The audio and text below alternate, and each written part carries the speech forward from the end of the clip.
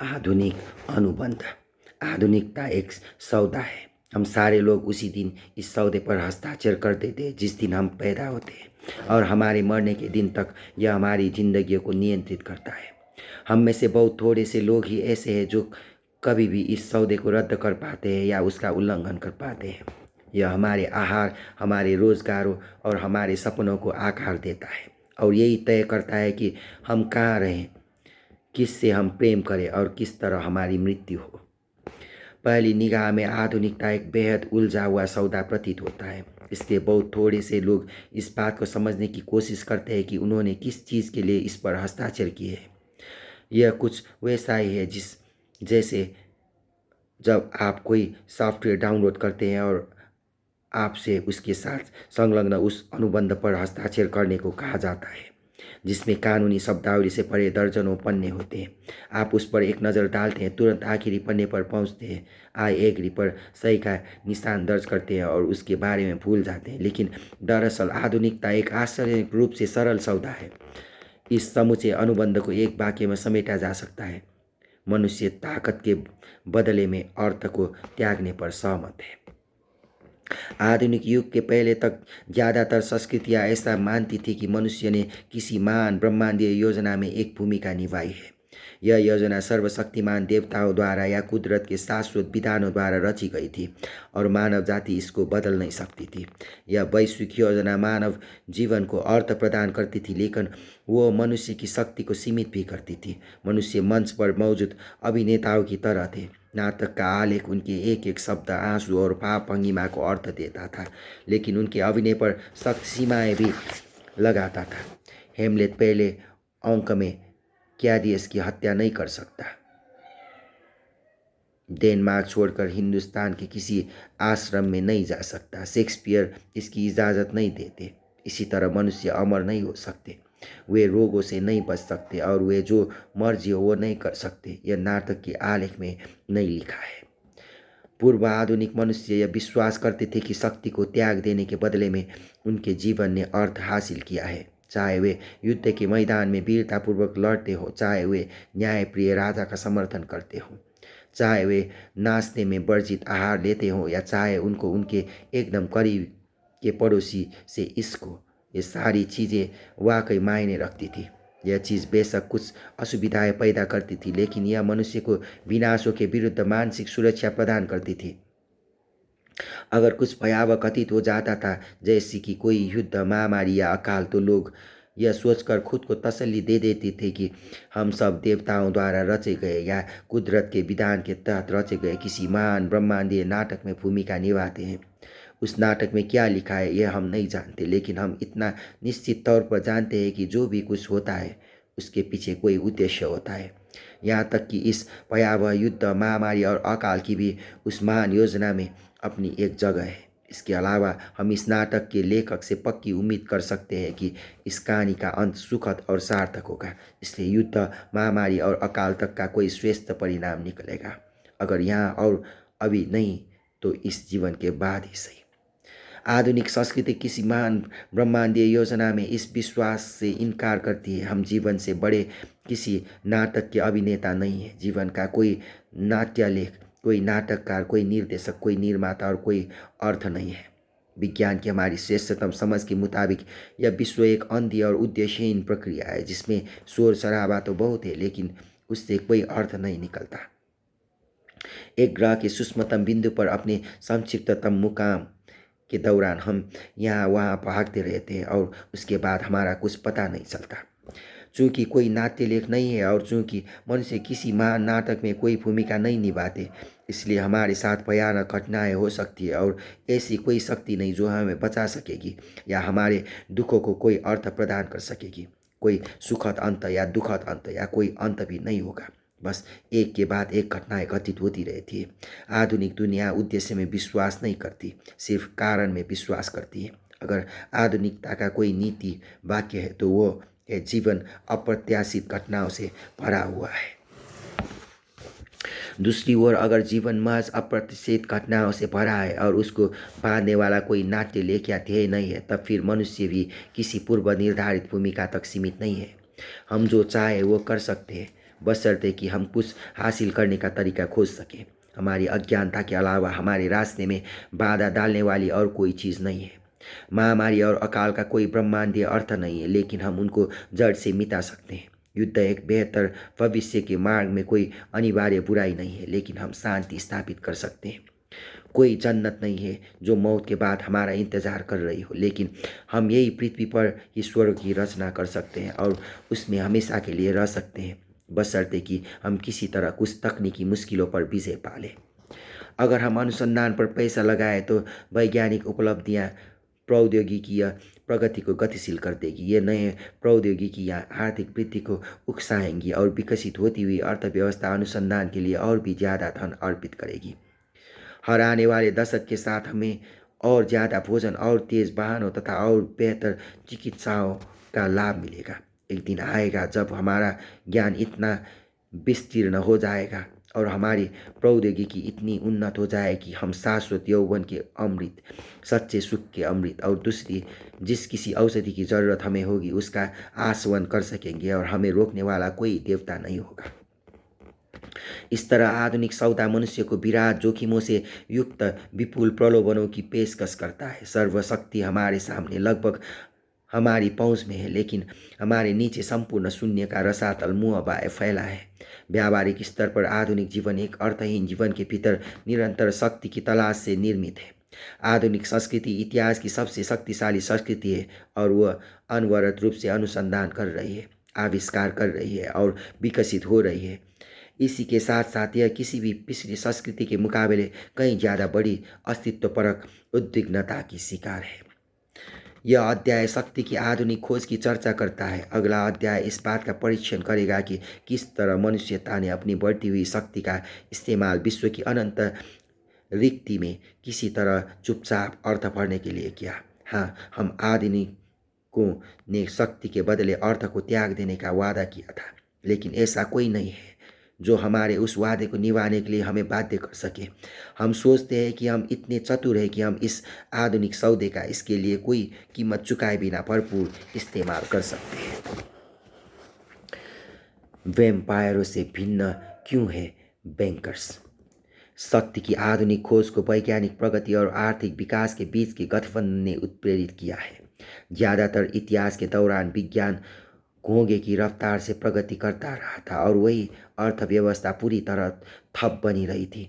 इंसानों की आबादी में धीरे धीरे होती गई वृद्धि के परिणाम स्वरूप उसी के अनुपात में उत्पादन भी बढ़ा और छिटपुट खोजें कभी कभी प्रति व्यक्ति विकास के रूप में भी फलित हुई, लेकिन यह बहुत धीमी प्रक्रिया थी।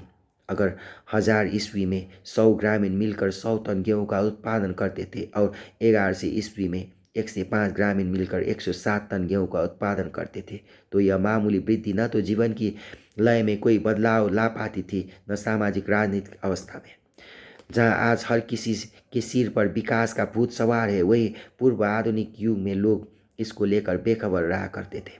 राजकुमार, पुरोहित और किसान मानकर चलते थे कि इंसानी उत्पादन कमोबेश स्थिर होता है। कोई एक व्यक्ति दूसरे व्यक्ति से मात्र कुछ चुरा कर खुद को संपन्न नहीं बना सकता और इसकी कोई संभावना नहीं है कि उनके नाती पोतों का जीवन स्तर उनसे बेहतर हो जाएगा। यह रुकावट काफ़ी हद तक नई परियोजनाओं के लिए वित्तीय साधन मुहैया कराने में पेश आई मुश्किलों का परिणाम थी। पर्याप्त धन के अभाव में दलदलों से पानी का निकास करना, पुलों का निर्माण करना और बंदरगाह तैयार करना आसान नहीं था। फिर गेहूं की नई नस्लें तैयार करना, ऊर्जा के नए स्रोतों को खोजना या नए व्यापारिक मार्गों की खोज करना तो दूर की बात थी। धन की बहुत कमी थी क्योंकि उन दिनों में ऋण बहुत कम उपलब्ध था। ऋण बहुत कम उपलब्ध था क्योंकि विकास को लेकर लोगों में भरोसा नहीं था और विकास को लेकर लोगों में भरोसा नहीं था क्योंकि अर्थव्यवस्था ठहरी हुई थी। इसके नतीजे में ठहराव खुद को स्थायी बनाए रहता था। मान लीजिए कि आप एक मध्ययुगीन नगर में रहते हैं जहाँ हर साल पेचिश का प्रकोप होता है। आप इसका इलाज ढूंढने का संकल्प कर लेते हैं। आपको एक कार्यशाला स्थापित करने, जड़ी-बूटियाँ और दूर देश के रसायन खरीदने, सहयोगियों को पगार देने तथा प्रसिद्ध वैद्यों के सलाह मशविरे के लिए यात्राएं करने के लिए धन की आवश्यकता है। आपको अपने शोध में व्यस्त रहने के दौरान अपना तथा अपने परिवार का उदर पोषण करने के लिए भी धन की ज़रूरत है, लेकिन आपके पास बहुत पैसा नहीं है। आप स्थानीय चक्की वाले, बेकर और लोहार के पास जाकर इस वादे के साथ कि जब आप अंततः वह इलाज ढूंढ लेंगे और संपन्न हो जाएंगे तब उनका सारा कर्ज चुका देंगे। उनसे कुछ वर्षों के लिए अपनी सारी ज़रूरतें पूरी करने का अनुरोध कर सकते हैं। दुर्भाग्य से इस चक्की वाले, बेकर और लोहार के राजी होने की कोई संभावना नहीं है। उनको आज अपने परिवार का उदर पोषण करने की ज़रूरत है और किन्हीं चमत्कारी औषधियों में उनका कोई विश्वास नहीं है। वे कल पैदा नहीं हुए थे। अपने सारे वर्षों के दौरान उन्होंने कभी किसी भयानक बीमारी को किसी नई औषधि का पता लगाने के बारे में नहीं सुना था। अगर आप राशन चाहते हैं तो आपको नकद भुगतान करना होगा, लेकिन जब आपने अभी उस औषधि की खोज की ही नहीं है और आपका सारा समय शोध के काम में लगा रहा है, तब आप पैसा कहाँ से हासिल कर सकते हैं। आप बेमन से वापस अपना खेत जोतने के काम में लग जाते हैं। पेचिस नगर के लोगों को यातना देना जारी रखती है। कोई व्यक्ति किसी नए इलाज को ढूंढने की कोशिश नहीं करता और सोने का एक सिक्का भी इस हाथ से उस हाथ में नहीं जाता। यही वह ढंग था जिससे अर्थव्यवस्था शिथिल बनी रहती थी और विज्ञान गतिहीन बना रहता था। यह चक्र अंततः भविष्य में लोगों के बढ़ते हुए पड़ोसी की बदौलत और उसके परिणाम स्वरूप हुए साख के चमत्कार की बदौलत आधुनिक युग में टूटा। साख पड़ोसी की आर्थिक अभिव्यक्त है। आज अगर मैं कोई नई दवा विकसित करना चाहता हूँ लेकिन मेरे पास पर्याप्त धन नहीं है, तो मैं बैंक से कर्ज ले सकता हूँ या निजी निवेशकों के पास जा सकता हूँ और पूंजीगत नीति खड़ी करने का जोखिम उठा सकता हूँ। जब 2014 की गर्मियों में पश्चिम अफ्रीका में इबोला का प्रकोप हुआ था, तो आप क्या सोचते हैं कि उन औषधि निर्माता कंपनियों के शेयरों के साथ क्या हुआ होगा जो इबोला प्रतिरोधक दवाएं और टीके तैयार करने में व्यस्त थी। वे शेयर आसमान छू रहे थे। टेकमीरा के शेयर 50% ऊपर पहुंच गए थे और बायोक्रिस के शेयर 90% ऊपर पहुंच गए थे। मध्य युग में जब महामारी फैलती थी तो लोग आसमान की ओर अपनी आंखें उठाकर देखते थे और ईश्वर से प्रार्थना करते हुए अपने पापों के लिए क्षमा मांगते थे। आज जब लोग किसी नई घातक महामारी के बारे में सुनते हैं तो वे अपने मोबाइल फ़ोन उठाकर अपने ब्रोकरों को फ़ोन लगाते हैं। शेयर बाजार के लिए कोई महामारी तक कारोबार का एक अवसर होती है। अगर पर्याप्त नए उद्यम कामयाब होते हैं तो भविष्य के प्रति लोगों का भरोसा बढ़ता है, स्टॉक में विस्तार होता है, ब्याज की दरें गिरती है, उद्यमी ज़्यादा आसानी से पैसा एकत्र कर पाते हैं और अर्थव्यवस्था का विकास होता है। नतीजतन भविष्य के प्रति लोगों का भरोसा और भी बढ़ता है, अर्थव्यवस्था विकसित होती जाती है और उसी के साथ विज्ञान का विकास होता चलता है। यह बात कागज़ पर बहुत सरल सी लगती है, तब फिर लोगों को आधुनिक युग तक अर्थव्यवस्था की गति पकड़ने की प्रतीक्षा क्यों करनी पड़ी। हजारों सालों तक भविष्य के विकास में लोगों का बहुत कम विश्वास था, तो इसलिए नहीं कि वे बेवकूफ़ हुआ करते थे, बल्कि इसलिए कि यह हमारी सहज अनुभूति के, हमारे विकासपरक उत्तराधिकारी के और दुनिया के काम करने के ढंग के विरोध में जाता है। ज़्यादातर कुदरती व्यवस्थाओं का अस्तित्व संतुलन में होता है और जीवित बने रहने के ज़्यादातर संघर्ष कुल जमा शून्य के खेल होते हैं, जिसमें आप दूसरे की कीमत पर ही फल फूल सकते हैं। उदाहरण के लिए किसी घाटी में हर साल मोटे तौर पर समान मात्रा में घास उगती है। यह घास लगभग 10,000 खरगोशों का उदर पोषण करती है, जिनमें पर्याप्त मात्रा में ऐसी धीमे, मंदगति या बदकिस्मत खरगोश शामिल होते हैं जो 100 लोमड़ियों को शिकार मुहैया कराते हैं। अगर कोई एक लोमड़ी विशेष रूप से चालाक और उद्यमी होते हैं और वह औसत से ज़्यादा खरगोशों को डकार जाती है, तो दूसरी लोमड़ी के भूखों मरने की संभावना होती है।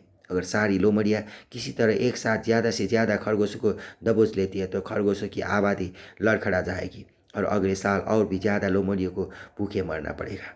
बावजूद इसके कि खरगोश के बाजार में कभी कभार उतार चढ़ाव आता रहता है, तब भी दीर्घकालीन स्तर पर लोमड़ियाँ पिछले साल के मुकाबले मान लीजिए 3% अतिरिक्त खरगोश का ज़्यादा शिकार करने की उम्मीद नहीं कर सकती। बेशक कुछ पारिस्थितिकीय वास्तविकताएं कहीं ज़्यादा पेचीदा होती है और जीवित बने रहने के सारे संघर्ष ऐसे नहीं होते जिनमें एक व्यक्ति का हित दूसरे व्यक्ति के अहित पर निर्भर करता हो। बहुत से जंतु प्रभावशाली ढंग से परस्पर सहयोग करते हैं और इनमें कुछ कर्ज तक देते हैं। प्रकृति में इनमें से सबसे ज़्यादा प्रसिद्ध कर्ज देने वाले वैम्पायर चमगादड़ है। ये चमगादड़ हजारों की तादाद में गुफाओं में एकत्र होते हैं और हर रात शिकार के लिए गुफा से उठकर बाहर निकलते हैं। जब उनको कोई सोता हुआ परिंदा या कोई लापरवाह स्तनधारी मिलता है तो वे उसकी चमड़ी पर एक छोटा सा चीरा लगा देता है और उसका खून चूसते हैं। लेकिन सारे के सारे वेम्पायर चमगादड़ों को हर रात ऐसा कोई शिकार नहीं मिलता। अपने जीवन के इस अनिश्चय से निपटने के लिए वे वेम्पायर एक दूसरे को खून उधार देते हैं। जो वेम्पायर शिकार हासिल करने में नाकामयाब रहता है वो घर वापस आकर अपने किसी ज़्यादा खुशकिस्मत दोस्त से या थोड़ा सा चुराया हुआ खून उगलने को कहता है।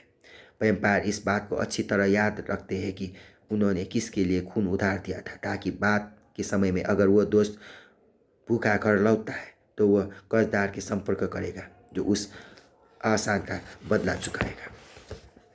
लेकिन इंसानी बैंक मालिकों से भिन्न ये चमगादड़ कभी ब्याज वसूल नहीं करते। अगर क चमगादड़ ने ख चमगादड़ को 10 सेंटीलीटर खून उधार दिया था तो ख उतनी ही मात्रा में खून लौटाएगा। नहीं, ये चमगादड़ इस कर्ज का इस्तेमाल किसी नए कारोबार में धन लगाने के लिए या खून चूसने के लिए बाजार के विकास को प्रोत्साहित करने के लिए करते हैं। क्योंकि खून दूसरे प्राणियों द्वारा उत्पन्न किया जाता है, इसलिए इस उत्पादन में वृद्धि करने का कोई उपाय चमगादड़ों के पास नहीं होता। यद्यपि खून का बाजार उठता गिरता रहता है, तब भी चमगादड़ यह मानकर नहीं चल सकते कि 2017 में 2016 के मुकाबले 3% ज़्यादा खून होगा।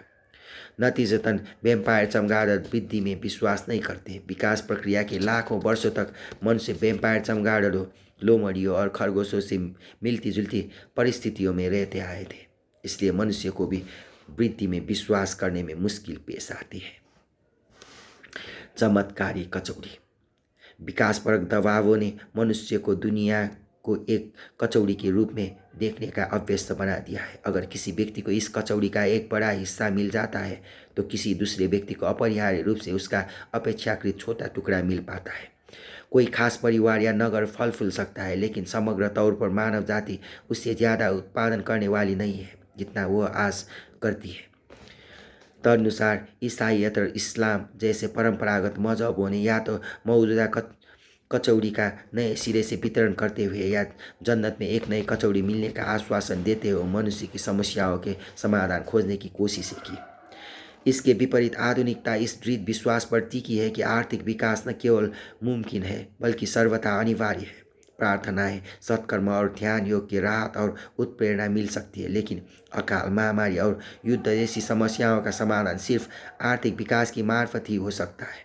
इस बुनियादी मताग्रह को इस एक सरल से विचार में समेटा जा सकता है। अगर आपकी कोई समस्या है तो आपको संभवतः और ज़्यादा असबाब की ज़रूरत है, और यह अतिरिक्त असबाब जुटाने के लिए आपको इसका और अधिक उत्पादन करना अनिवार्य है। आधुनिक राजनेता और अर्थशास्त्री इस बात पर जोर देते हैं कि विकास 3 मुख्य वजहों से अनिवार्य है। पहली, जब हम ज़्यादा उत्पादन करते हैं तो हम ज़्यादा उपभोग कर सकते हैं, अपने जीवन स्तर को ऊंचा उठा सकते हैं और कथित रूप से एक ज़्यादा सुखदायी जीवन का आनंद ले सकते हैं। दूसरी वजह, जब तक मानव जाति की संख्या बढ़ती रहती है तब तक आर्थिक वृद्धि की ज़रूरत महज इसलिए है कि हम जहाँ पर है वहीं बने रह सके। उदाहरण के लिए हिंदुस्तान में आबादी वृद्धि की सालाना दर 1.2% है। इसका मतलब है कि अगर हिंदुस्तान की अर्थव्यवस्था हर साल 1.2% की दर से विस्तार नहीं करती है तो बेरोजगारी बढ़ेगी, वेतनों में गिरावट आएगी और औसत जीवन स्तर गिर जाएगा। तीसरी वजह, अगर हिंदुस्तानी अपनी जनसंख्या बढ़ाने पर रोक भी लगा दे तब भी हिंदुस्तान गरीबी के शिकार अपने करोड़ों नागरिकों का क्या करेगा। अगर अर्थव्यवस्था में वृद्धि नहीं होता और कचौड़ी का आकार जस का तस बना रहता तो आप गरीबों को तभी ज़्यादा दे सकते हैं जब आप अमीरों से कुछ छीन लें। यह स्थिति आपके लिए बेहद मुश्किल विकल्प चुनने के लिए बाध्य कर देगी और संभवतः बहुत ज़्यादा असंतोष और हिंसा तक की नौबत पैदा कर देगी। अगर आप इन कठोर विकल्पों को चुनने से, असंतोष से और हिंसा से बचना चाहते हैं तो आपको एक ज़्यादा बड़ी कचौड़ी की ज़रूरत होगी। आधुनिकता ने बहुत सारे असबाब को एक ऐसी रामबाण दवा में बदल दिया है जो लगभग तमाम सार्वजनिक और व्यक्तिगत समस्याओं पर लागू होती है। मजहबी कट्टरपन से लेकर तीसरी दुनिया के सर्वसत्तावाद और एक विफल वैवाहिक संबंध तक हर समस्या पर अगर पाकिस्तान और मिस्र जैसे देश एक स्वस्थ विकास दर कायम रख सके तो उनके नागरिक निजी कारों और लबालब पड़े हुए रेफ्रिजरेटरों का आनंद ले सकेंगे और कट्टरपंथी पाइट पाइपर का अनुसरण करने की बजाय सांस्कृतिक वृद्धि की राह पर चल सकेंगे। इसी तरह कांगो और म्यांमार जैसे मुल्कों में आर्थिक विकास एक समृद्ध मध्य वर्ग को जन्म देगा जो कि उदार लोकतंत्र की आधारशिला होता है। और जहाँ तक चिड़चिड़े दंपतियों का सवाल है, अगर वे एक बड़ा मकान पर खरीद सके, बर्तन साफ करने की मशीन खरीद सके और वे हफ्ते में 2 बार थेरेपी सेशनों में जा सके तो उसका वैवाहिक जीवन कथित रूप से बचा रहेगा। आर्थिक विकास इस तरह वो निर्णायक संधि स्थल बन चुका है जहाँ लगभग सारे आधुनिक मजहब विचारधाराएं और आंदोलन मिलते हैं। अहंकार के उन्माद से भरी पंचवर्षीय योजनाओं के साथ सोवियत संघ पर अमेरिका के गलाकाट प्रतियोगिता में संलग्न ज़्यादातर लुतेरे उद्योगपतियों जितना ही इस विकास का भूत सवार था। जिस तरह सारे के सारे ईसाई और मुसलमान जन्नत में विश्वास करते हैं और सिर्फ वहाँ पहुँचने के तरीके भर पर आपस में असहमत होते हैं, उसी तरह शीत युद्ध के दौरान पूंजीपति और साम्यवादी दोनों ही आर्थिक विकास की मार्फत पृथ्वी पर स्वर्ग रचने में विश्वास करते थे और केवल इसकी ठीक ठीक पद्धति को लेकर विवाद करते थे। आज हिंदू पुनरुत्थानवादी, धर्मनिष्ठ मुसलमान, जापानी राष्ट्रवादी और चीनी साम्यवादी बहुत भिन्न किस्म के मूल्य और लक्ष्यों में विश्वास रखते हो सकते हैं, लेकिन उस सब के मन में यह विश्वास बैठ चुका है कि आर्थिक विकास ही उनके भिन्न भिन्न लक्ष्यों की हासिल करने की कुंजी है। इसलिए 2014 में नरेंद्र मोदी हिंदुस्तान के प्रधानमंत्री चुने गए। उनको अपने गृह राज्य गुजरात में आर्थिक विकास को बढ़ावा देने में कामयाबी मिली थी। इसका लाभ उन्हें मिला और व्यापक तौर पर लोगों के मन में यह धारणा बैठी थी कि केवल वे ही मुल्क की मनपदी राष्ट्रीय अर्थव्यवस्था को पुनर्जीवित कर सकते हैं। ऐसी दृष्टिकोण इस्लामी रेपेस्ट टाइप एर्डोआन को 2003 से तुर्की में सत्ता में बनाए हुए हैं। उनकी पार्टी का नाम the justice and development party आर्थिक विकास के लिए अपनी प्रतिबद्धता पर रोशनी डालती है और एर्डोआन की सरकार ने सचमुच एक दशक के ज़्यादा समय से प्रभावशाली विकास दरों को बरकरार रखा है। जापान के प्रधानमंत्री राष्ट्रवादी शिंजो अबे ने जापान की अर्थव्यवस्था को 2 दशकों में ठहराव से उबारने के बाद के साथ 2012 में कार्यभार संभाला था। इसको हासिल करने के उनके आक्रामक और किसी कदर असामान्य उपाय को अबेनामिक्स की संज्ञा दी गई है। इस बीच पड़ोसी चीन में कम्युनिस्ट पार्टी अभी भी पारंपरिक मार्क्सवादी लेनिनवादी आदर्शों के प्रति अपनी दिखावटी प्रेम दर्शाती रहती है, लेकिन व्यवहार में वह डेंग जियाओपिंग के इस प्रसिद्ध सूत्र वाक्य से परिचालित है कि विकास एकमात्र कठोर सच्चाई है और जब तक बिल्ली चूहों को पकड़ना जारी रखती है तब तक इसमें कोई फर्क नहीं पड़ता कि वह बिल्ली काली है या सफ़ेद। जिसका सपाट भाषा में मतलब है आर्थिक वृद्धि को बढ़ावा देने के लिए जो भी जरूरी हो वो करो और इस बात की परवाह मत करो कि मार्क्स और लेनिन इन कृत्यों से खुश ना होते। सिंगापुर में जैसा कि एक अक्लमंद नगर को शोभा देता है, इस विचार पद्धति को और भी आगे ले जाया गया है और मंत्रियों के वेतन को सकल घरेलू उत्पाद से जोड़ दिया गया है। जब सिंगापुर की अर्थव्यवस्था विकसित होती है तो सरकारी मंत्रियों का वेतन बढ़ जाता है, जैसे उनके काम इसी सब से ताल्लुक रखते हो। विकास की यह सनक स्वतः सिद्ध लग सकती है, लेकिन केवल इसलिए हम आधुनिक दुनिया में रहते हैं। अतीत में ऐसा नहीं था। हिंदुस्तान के महाराज ओटोमन सुल्तान, कामाकुरा शोगुन और हान सम्राट आर्थिक विकास को सुनिश्चित करने के लिए अपने राजनीतिक ऐश्वर्य को शायद ही कभी दांव पर लगाते हो। मोदी, एर्डोआन, अबे और चीनी राष्ट्रपति शी जिनपिंग जैसे सारे लोगों द्वारा अपने करियर को आर्थिक विकास के लिए दांव पर लगाने का तथ्य इस बात को प्रमाणित करता है कि विकास ने समूची दुनिया में लगभग मजहबी हैसियत हासिल कर ली है। वाकई आर्थिक विकास में इस गहरे विश्वास को मजहब का नाम देना गलत न होगा, क्योंकि यह अगर हमारी सर्वाधिक नहीं तो बहुत सारी नैतिक दुविधाओं के समाधान का दावा तो करता ही है। चूँकि आर्थिक विकास कथित रूप से सारी इच्छाओं का स्रोत है, यह लोगों को उनकी नैतिक असहमतियों को भुला देने और दीर्घकालीन विकास को उच्चतम सीमा तक ले जाने के लिए प्रोत्साहित करता है। नतीजतन मोदी का हिंदुस्तान हजारों पंथों, दलों, आंदोलनों और गुरुओं का है। तब भी हालांकि उनके अंतिम लक्ष्यों में भिन्नता हो सकती है, लेकिन जब उनको आर्थिक विकास की एक ही संकरे रास्ते से गुजरना है तो फिर इस बीच मिलजुल कर कड़ी मेहनत क्यों न की जाए। तदनुसार ज़्यादा असभाव का मताग्रह व्यक्तियों, व्यापारिक संस्थाओं और सरकारों से ऐसी किसी भी चीज़ का तिरस्कार करने का आग्रह करता है जो आर्थिक विकास से रुकावट पैदा कर सकती है, जैसे कि सामाजिक बराबरी को सुरक्षित रखना, पारिस्थितिकीय समरसत्ता को सुनिश्चित करना या अपने माता पिता की इज्जत करना। सोवियत संघ में नेतृत्व का सोचना था कि राज्य नियंत्रित साम्यवाद विकास का सबसे तेज उपाय है, इसलिए जो भी कोई चीज़ें सामूहिकरण के आड़े आती थी उन पर बुलडोजर चला दिया जाता था, जिनमें लाखों जमींदार, अभिव्यक्ति की स्वतंत्रता और अराल सागर शामिल थे।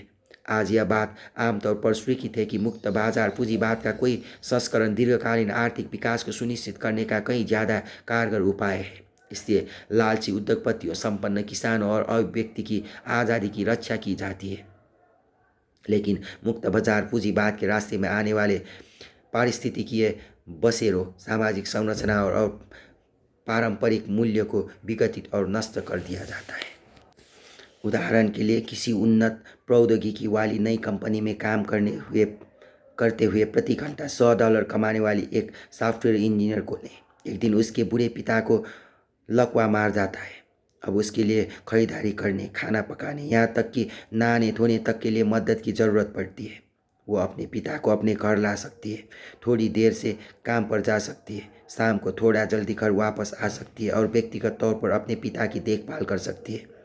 इससे उसकी आय तथा उस नई कंपनी की उत्पादकता दोनों को नुकसान पहुंचेगा, लेकिन उसके पिता को उसके प्रति सम्मान और प्रेम का भाव रखने वाली बेटी द्वारा देखभाल का लाभ मिल सकेगा। दूसरा विकल्प है कि यह इंजीनियर $12 प्रति घंटे की दर पर देखभाल करने वाले मेक्सिको के एक व्यक्ति को काम पर रख सकती है, जो उसके पिता के साथ रहे और उसकी सारी ज़रूरतों को पूरा करे। यह विकल्प उस इंजीनियर तथा उसकी नई कंपनी की यथास्थिति को बरकरार रखना होगा, यहाँ तक कि इससे उस देख रेख करने वाले कर्मचारी और मेक्सिको की अर्थव्यवस्था तक को फायदा होगा। इस इंजीनियर को कौन सा विकल्प चुनना चाहिए? मुक्त बाजार पूंजीवाद के पास एक दृढ़ जवाब है। अगर आर्थिक विकास हमसे पारिवारिक संबंधों को तोड़ने की मांग करता है तो लोगों को उनके माँ बाप से दूर रहने को प्रोत्साहित करें और देखभाल करने वाले को दुनिया के दूसरे हिस्से से लाने की ज़रूरत हो तो ऐसा ही करें। लेकिन इस जवाब में एक तथ्यात्मक वक्तव्य की बजाय एक नैतिक मत शामिल है। अगर कुछ लोग सॉफ्टवेयर इंजीनियरिंग में विशेषज्ञता हासिल कर लेते हैं और दूसरे लोग अपना समय बुजुर्गों की सेवा में लगाते हैं तो निस्संदेह हम ज़्यादा सॉफ्टवेयर तैयार कर सकते हैं और बूढ़ों को कई ज़्यादा दक्षतापूर्ण सेवा शुश्रूषा मुहैया करा सकते हैं। तब भी क्या आर्थिक विकास पारिवारिक संबंध से ज़्यादा महत्वपूर्ण है? इस तरह के नैतिक मत की कल्पना करते हुए मुक्त बाजार पूंजीवाद विज्ञान के देश की सीमा लांघकर मजहब के देश में जा पहुंचा है। ज़्यादातर पूंजीवादी संभवतः मजहब के बिल्ले को नापसंद करेंगे, लेकिन जैसा ही मजहबों के साथ होता है, पूंजीवाद कम से कम अपना सिर ऊंचा उठा सकता है। उन दूसरे मजहबों से भिन्न जो हमें स्वर्ग में कचौड़ी मिलने का आश्वासन देते हैं, पूंजीवाद यही पृथ्वी पर चमत्कारों के घटित होने का वादा करता है और कभी कभी यह चमत्कार पैदा तक कर देता है।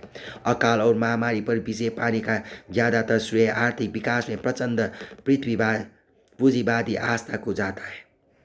यहाँ तक कि पूंजीवाद इंसानी हिंसा में कमी लाने और सहिष्णुता तथा पारस्परिक सहयोग में वृद्धि के लिए भी किसी हद तक तारीफ का हकदार है। जैसा कि अगला अध्याय स्पष्ट करता है, यहाँ कुछ और भी कारक क्रियाशील है, लेकिन पूंजीवाद ने अर्थव्यवस्था को उस कुल जमा शून्य खेल की तरह देखने से रोककर, जिसमें आपका मुनाफा मेरा घाटा होता है, और इसकी बजाय उसको सभी के लिए लाभदायक स्थिति की तरह देखने को प्रेरित करके वैश्विक समरसता बढ़ाने में महत्वपूर्ण योगदान किया है। पारस्परिक हित के इस दृष्टिकोण ने संभवतः वैश्विक समरसता को बढ़ाने में उसके कई ज़्यादा मदद की है जितनी अपने पड़ोसी को प्रेम करने और आपके एक गाल पर तमाचा मारने वाले के सामने अपना दूसरा गाल कर देने के सदियों जारी रहे ईसाई उपदेश ने की है।